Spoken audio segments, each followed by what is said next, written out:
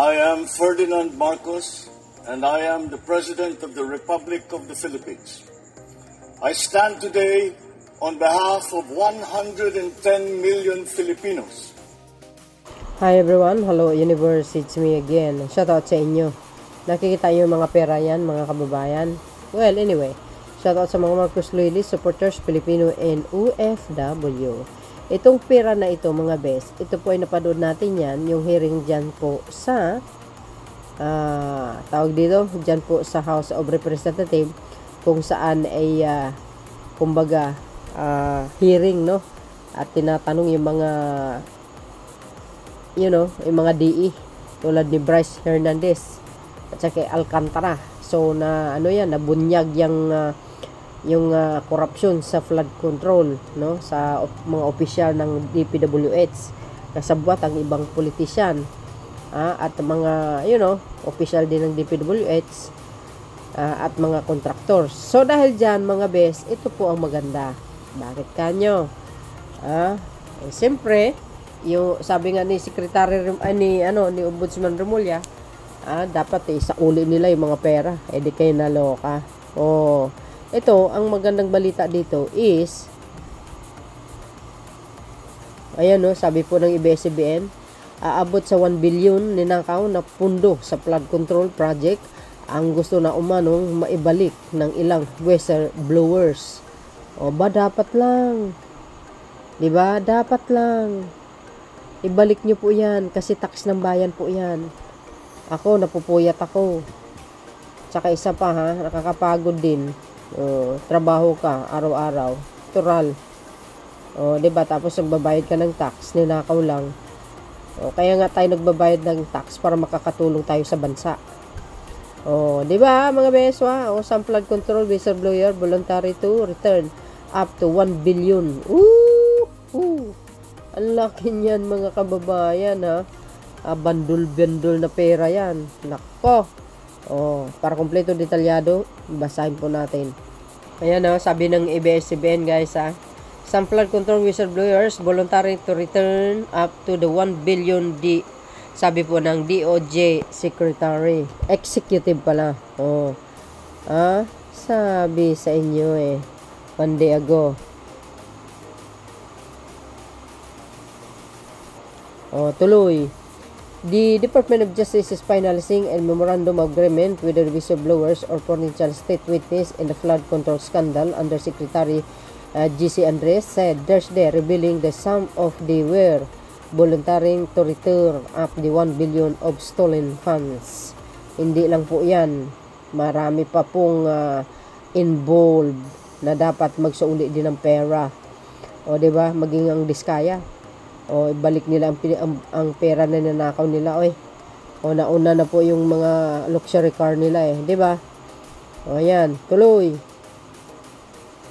Sabi din, speaking to ANC, Andres noted that the restitution of the return of unlawfully acquired fortune is part of the parcel of the memorandum of agreement being worked out with the whistleblower.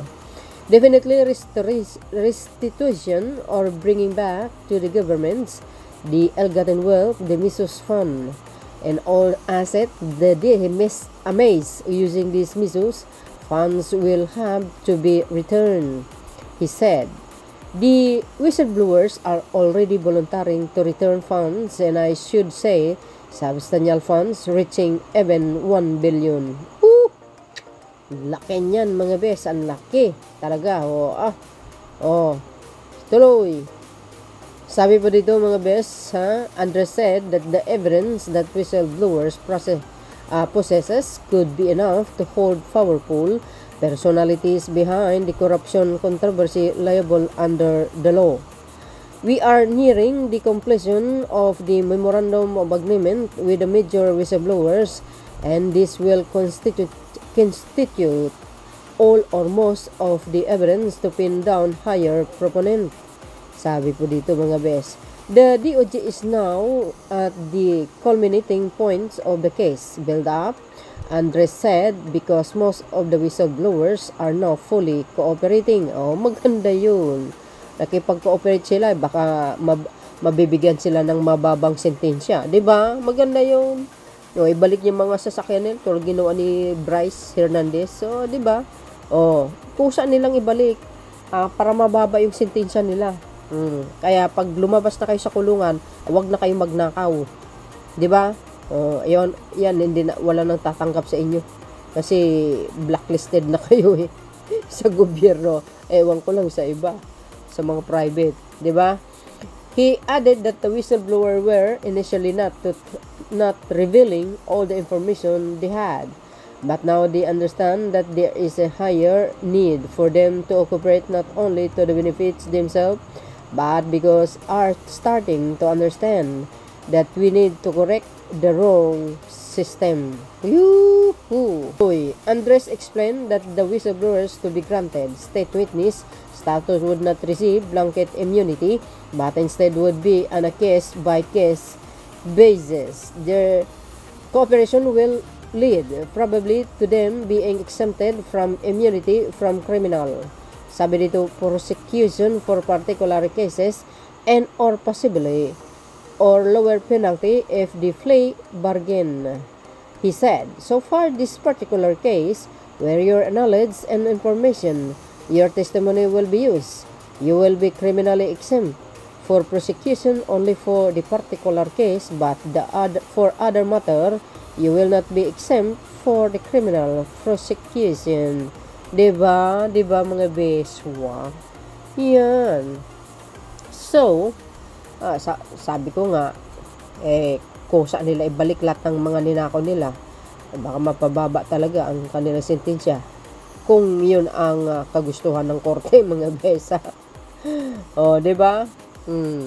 Kasi, minsan, bago kayo gumawa ng ganyang klaseng mga gawain, mag-isip-isip kayo. Kaya, sa ating mga engineer out there,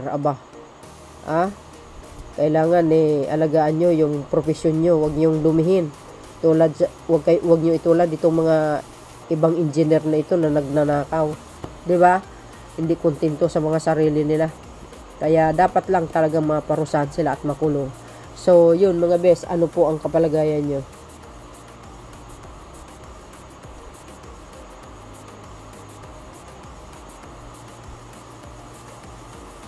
Huh?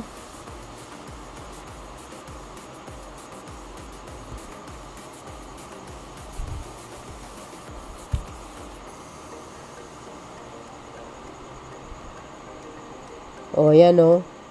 Ito mga kababayan mo nagko-comment. 1 billion lang, isa sa uli. Hindi pa tapos. Siyempre, usisain pa yan. Adhere with the due process until then that money will be legal. That can be still illegal money possessed by people engaged in illegal activity. Proverbs 2:29 which state, when the righteous are in authority, the people rejoice, but when the quick bear rule, the people mourn. Okay. Return it, but face the consequence. Yes. Hindi man pwede po yun na ibalik mo, porque ibalik mo, ano ka na, absurdo. Hindi haharap ka pa rin sa batas. Para lang sa ganun masampulan at makita ng sambayanan na itong admin na ito ay nakapagpakulong ng mga ganitong klaseng mga taong magnanakaw. Kaya nga, hintay tayo guys, relax lang. Pupunta rin doon yan, maniwala kayo. Oo, due process tayo talaga, dapat lang. Kahit ba naman isauli nila yung pera na yan, thank you very much. Pero, haharap pa rin kayo sa mga kaso na dapat pagbayaran nyo. Diba? Need justice, not only return. Yes, of course. Sa dami ng buhay na nawala at nadamay, mga kababayan sa flood control project, kurakot ng kahapon ay hindi na maibalik ang perwisyong dulot na hanggang ngayon ay ramdam ng epekto. Ikulong lahat ang mga pabaya at kurakot. Yes. Relax lang. Maghintay tayo. Doon din na pupunta. Mahirap naman yung mamadaliin ka. Tapos walang sapat na ebidensya. Mamaya. Siyempre, di ba? Mas maganda yung makakasigurado. O volunteer, give it to each Filipino senior citizen. That would make a good Christmas bonus.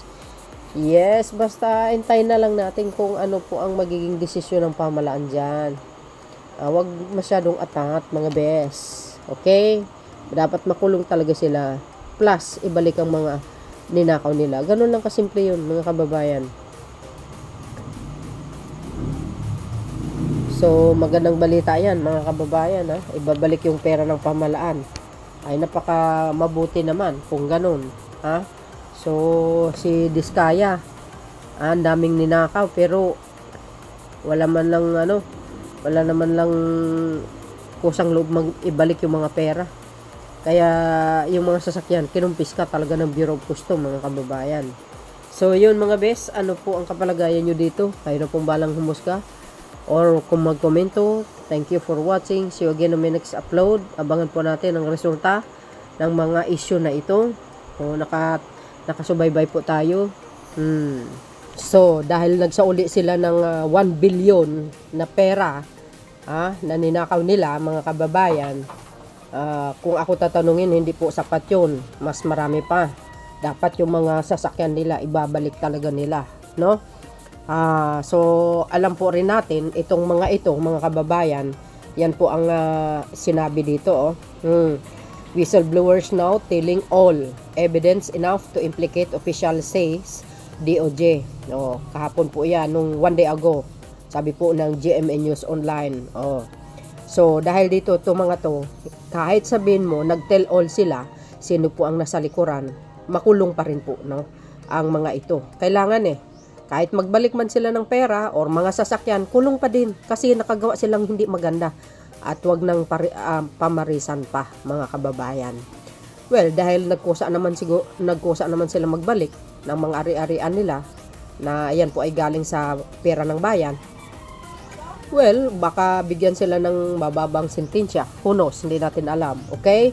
Sabi po dito, mga kababayan. So, former Department of Public Works and Highways, DPWH engineer and contractor are now telling all to the Department of Justice, which is ang DOJ, providing enough evidence to the implicate even senators and lawmakers, on official said on Friday. Yan. Abangan po natin yan. Bagamat dun sa hearing sa Senado, wala sila gaanong kumbaga na banggit ng mga pangalan, mga tao lang na talagang kilala din natin, siguradong mas mayroon pa dun. Ang akin dito, ito si Saldico, mga kababayan. Kasi sa totoo lang nakikita ko sa side ng mga dilis, parang hindi nila gaanong binabanatan si Saldico Totoo yun. Very para bilang lang sa kamay.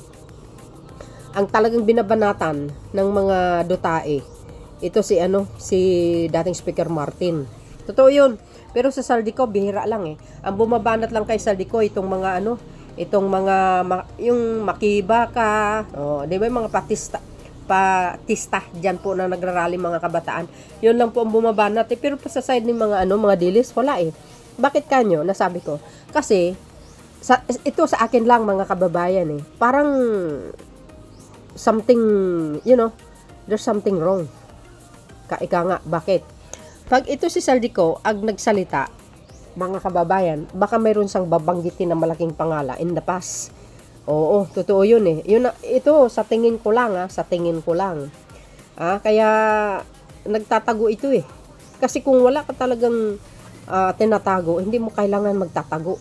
I-present mo yung sarili mo tulad sa ginagawa ni dating Speaker Martin Romualdez. Oo, yan nga yan sigurado pupunta yan ng Senado para mag-testify kahit saan galing pa nga siya ng ICI yun doon yung makikita ang isang tao na malinis ang kanyang konsensya. Sabi niya nga hindi kailanman hindi siya nagnakaw sa kaban ng bayan. Ngayon kung ang kasalanan niya lang naman hinalal niya si Saldico, di ba? Mga kababayan, akalain ba naman niya na ganun pala ang gagawin ni Saldico? Hindi naman po lahat ng plano ni Saldico, galaw niya kailangan alamin ni dating Speaker Martin. Siyempre hindi. Malay ba ni Speaker na ganun ang kalakaran ng kanyang ginagawa? 'Di ba? Hindi naman siguro nagsasaya ng oras si dating Speaker Martin para alamin ang buong pagkatao niya. As long as ihalal niya na isa sa pinakamataas, no? Kumbaga, lusot pa rin si Speaker Martin sa tingin ko, guys, sa tingin ko. Kung yun lang naman ang kasalanan niya kasi siyang naghalal kay Saldico bilang yun? Basta yun na yun. So, sabi dito Justice Undersecretary G.C. Andres, name Engineer Bryce Hernandez, Henry Cartanao, J.P. Mendoza, R.G. Damasig, former DPWH Undersecretary Roberto Bernardo, and contractor Sally Santos said that at this point, the DOJ has sufficient evidence to implicate a handful of senators and congressmen. O yun, patay kayo ngayon. Ito, uulitin natin uli. Itong mga opisyal na ito, mga kababayan, na nababanggit dito, yan po ay panahon pa ni dating Pangulong Rodrigo Duterte.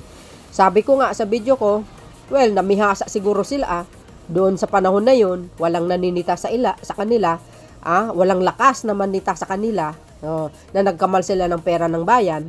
Pero, dahil nga Marcos administration tayo ngayon, tagilid sila. Bakit? Siyempre, mismo ang Pangulo nag-expose yan. Ito po, dito nyo makikita ang isang Pangulo ng bansa na mayroong pakialam, may concern sa sambayan ng Pilipino, lalo na sa kaban ng bayan.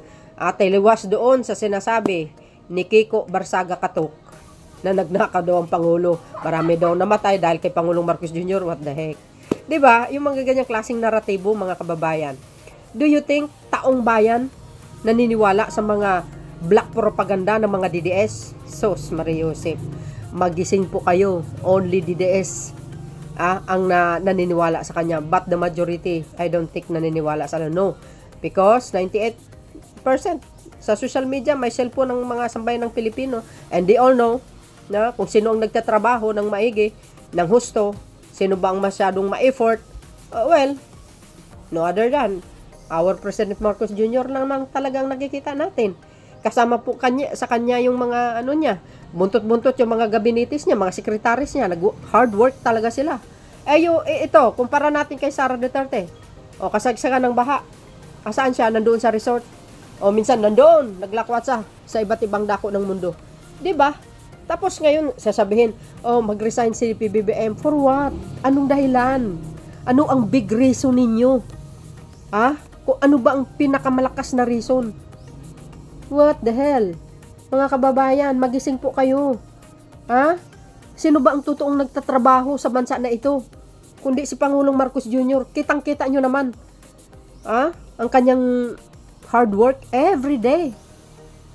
Pupunta kung saan-saan. Magbibigay ng tulong kung saan-saan. Hindi madali ang maging isang Pangulong, mga kababayan. Mabuti, malakas ang loob niyan eh. Lakas ang fighting spirit niya. Healthy. Kahit sabihin mo, sa kanyang pamumuno under the Marcos administration, talaga grabe ang sakuna. 'Di ba? Talagang nakasalalay sa kanyang balikat. Pero dahil siya po ay ginagay ng Panginoon, hindi siya pabayaan. Lahat yan malulutas, mga kababayan. Kung tayo magkakaisa, lalo na po sa panalangin. Let's pray.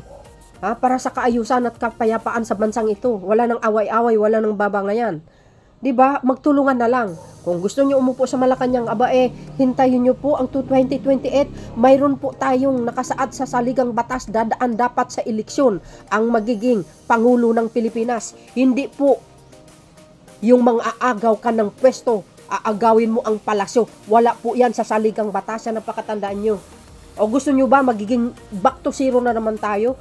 Maghihirap na naman tayo? Okay lang sana kung mas matalino kay Pangulong Marcos Jr. ang ipapalit nyo, kaso hindi eh. Parang batang maliit na inagawa ng laruan eh.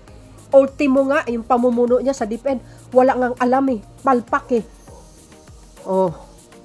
Ito mga kababayan, bilang isang Pilipino, nakikita natin ang sitwasyon ngayon. Kung gaano, kagaling mamuno yung nakaupo sa Malacanang ngayon. Tingnan yung mga nasalanta. Kampante sila, very confident. Kasi, yung tulong, walang habas ang tulong. Rumaragas ang pagtulong ng pamahalaan. Tapos ito naman, yung mga salot sa lipunan, sinabayan po nila ng puro kaguluhan, puro paninira, lahat na lang isinisisi kay Pangulong Marcos Jr. Do you think ang Panginoon natutuwa sa mga ginagawa ng mga satanas na ito? Of course not. Lagi ko sinasabi, mga kababayan, mas delikado talaga pag gumawa ka ng kasamaan sa kapwa. Hindi mo po malaman ang maaring mangyayari sa anumang oras na darating sa lugar ninyo. Magtataka ka na lang, bakit Cebu, bakit Davao? Hindi kaya taga dyan ang malakas maninira kay Pangulong Marcos Jr.? Kung binabastos siya, wagas. Di ba? Well, ito kaisipan ko lamang. So yun, mga kababayan, ano po ang kapalagayan nyo? Ayan. Kaya abangan po natin ang mga resulta nitong investigasyon na ito. Wala pang 1 taon. Ito po ay nasa due process.